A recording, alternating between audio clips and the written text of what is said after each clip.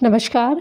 CBSE Hindi कक्षा 9 कृतिका भाग 1 पूरक पाठ्यपुस्तक इसका पाठ संख्या 2 मेरे संग की औरतें। इसकी लेखिका हैं मृदुला गर्ग। तो आज की वीडियो में हम इसके प्रश्न उत्तर पढ़ेंगे। पहला प्रश्न है, लेखिका ने अपनी नानी को कभी देखा भी नहीं, फिर भी उनके व्यक्तित्व से वे क्यों प्रभावित थी? इस प्रश्न का उत्तर, लेखिका ने अपनी नानी को कभी देखा नहीं था, किंतु उनके बारे में सुना अवश्य था।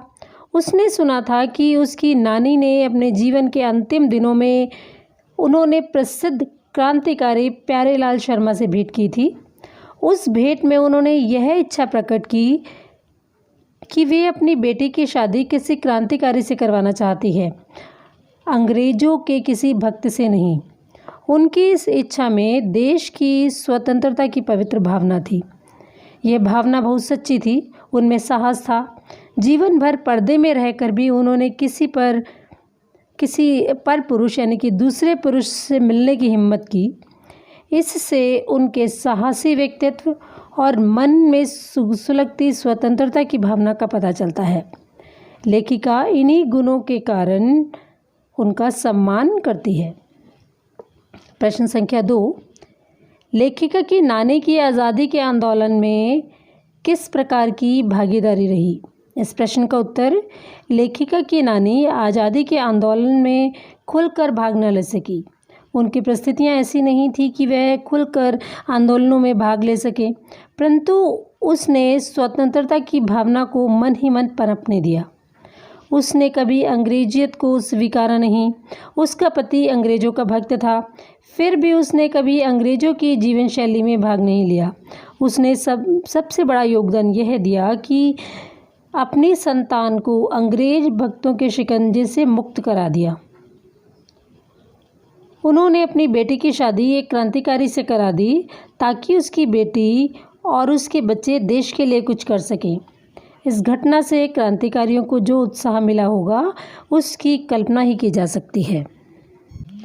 प्रश्न संख्या 3, लेखिका की माँ परंपरा का निर्वाह न करते हुए भी सबके दिलों पर राज करती थी।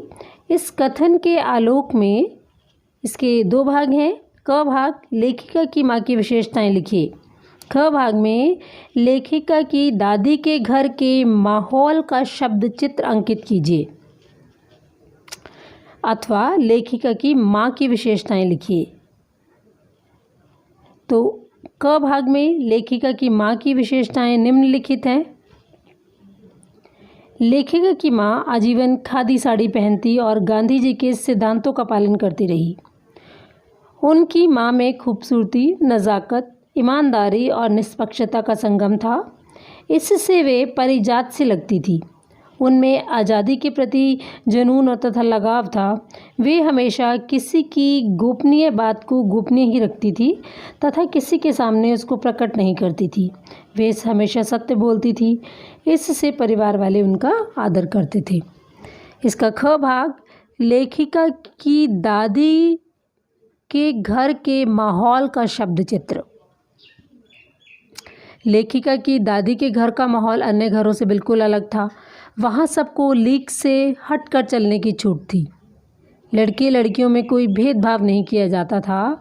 खुद दादी ने ही अपनी पुत्र वधू के गर्भवती होने पर बेटी पैदा होने की कामना की थी। घर में स्त्रियों का आदर सम्मान किया जाता था। खुद लेखिका की माँ को परिवार भर के लोग मानते थे। सारे परिवार के लोग उनको बहुत मानते थे। परिवार का वातावरण धार्मिक था। स्वयं दादी नियमित रूप से मंदिर जाया करती थी। उनके परिवार में साहित्यिक माहौल था।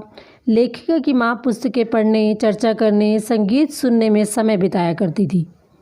वहाँ स्त्रियों का इतना सम्मान किया जाता था कि 5 पुत्रियाँ पैदा होने पर भी घर में लेखिका की माँ का आदर कम नहीं हुआ। प्रश्न संख्या 4, आप अपनी कल्पना से लिखिए कि परदादी ने पतोहू के लिए पहले बच्चे के रूप में लड़की पैदा होने की मन्नत क्यों मांगी? इस प्रश्न का उत्तर, लेखिका की परदादी लीक से हटकर चलने वाली महिला थी। उन्होंने लड़की पैदा होने की मन्नत इसलिए मांगी होगी क्योंकि उस समय ऐसी मन्नत मांगना और सबके सामने बताना अत्यंत ही साहसपूर्ण कार्य था। ऐसा करके वे सबसे अलग दिखने की चाह रखती होंगी। उनके द्वारा ऐसा करने का दूसरा कारण यह रहा होगा कि वे स्वयं एक महिला थी। उन्होंने महिला होकर स्वतंत्र जीवन जिया तथा अपने जीवन में किसी प्रकार की रोक टोक नहीं देखी थी, इसलिए महिला होना उनके लिए गर्व की बात थी। प्रश्न संख्या 5, डराने धमकाने, उपदेश देने या दबाव डालने की जगह सहजता से किसी को भी सही राह पर लाया जा सकता है। पाठ के आधार पर तर्क सहित उत्तर दीजिए। इस प्रश्न का उत्तर यह बिल्कुल सत्य है कि डराने धमकाने, उपदेश देने या दबाव डालने की जगह सहजता से सबको राह पर लाया जा सकता है। इस पाठ के अनुसार एक चोर दीवार काटकर हवेली में घुस आया।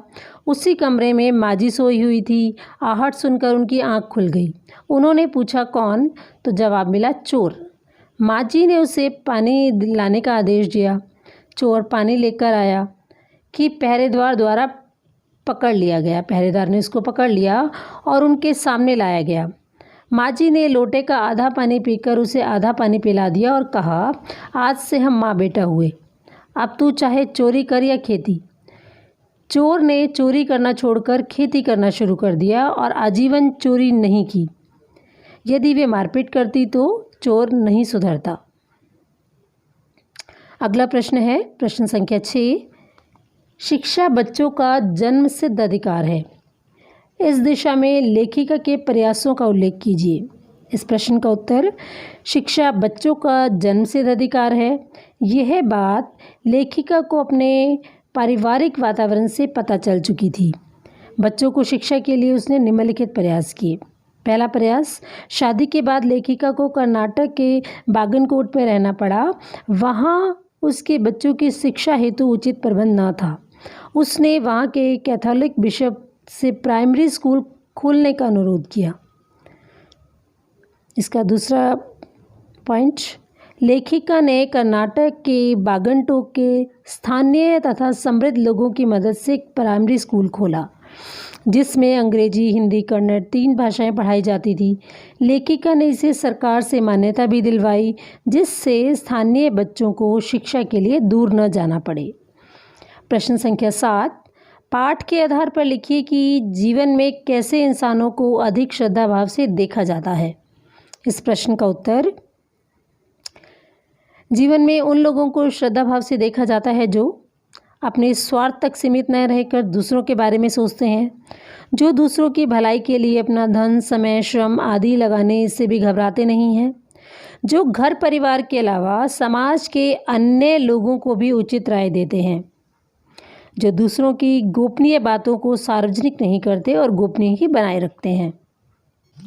प्रश्न संख्या 8, सच अकेलेपन का मज़ा ही कुछ और है। इस कथन के आधार पर लेखिका की बहन एवं लेखिका के व्यक्तित्व के बारे में अपने विचार व्यक्त कीजिए। इस प्रश्न का उत्तर इस प्रकार से है, लेखिका अपने जीवन में इस बात को बहुत पसंद करती थी कि सच अकेलेपन का मज़ा कुछ और ही है। लेखिका की बहन और लेखिका इसके उदाहरण है। लेखिका की बहन रेणु जिस काम को सोचा करती थी उसे करके ही रहती थी। कोई कितना भी समझाता रहे पर वह नहीं मानती थी। इसमें उसकी जिद कम, दृढ़ निश्चय अधिक झलकता है। एक बार वह बारिश में 2 मील दूर स्कूल पैदल जाने की जिद पर अड़ी रही। सब कहते रही कि स्कूल बंद होगा पर वह नहीं मानी। बारिश में गई और स्कूल बंद देखकर वापस आ गई। इस तरह वह मंजिल की ओर अकेले बढ़ने की दिशा में उत्सुक दिखती है। लेखिका ने भी जीवन की राह पर अकेले चलते हुए डालमिया नगर में स्त्री पुरुषों के नाटक खेलकर सामाजिक कार्य हेतु धन एकत्र किया तथा कर्नाटक में अथक प्रयास से अंग्रेजी, कन्नड़, हिंदी 3 भाषाएं पढ़ाने वाले स्कूल खोलना तथा उसे मान्यता दिलवाना उसके स्वतंत्र सोच रखने तथा लीक से हटकर चलने वाले व्यक्तित्व की ओर संकेत करता है। धन्यवाद। तो ये थे इस पाठ के प्रश्न उत्तर।